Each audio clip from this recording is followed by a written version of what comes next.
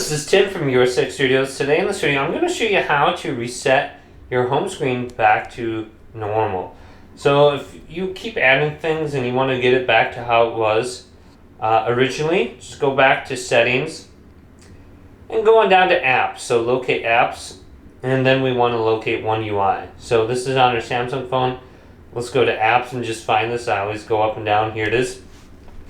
Then look for One UI. So this is going to be in alphabetical order, so wait for this load, mine is slow.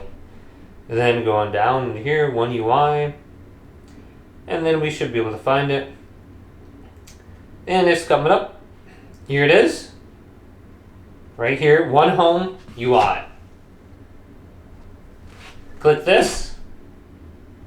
Now we want to go down and go to where it says storage.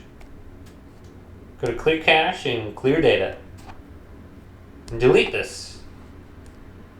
Now, if we go back to the home screen, you can see it's going to reset. And this is how it was originally. So if we go on over now, here's my original apps. And then we can start adding things back to it by clicking on it and then going to add a home. So hopefully this video did indeed help you out. If it did, leave it a big thumbs up and subscribe to my channel down below.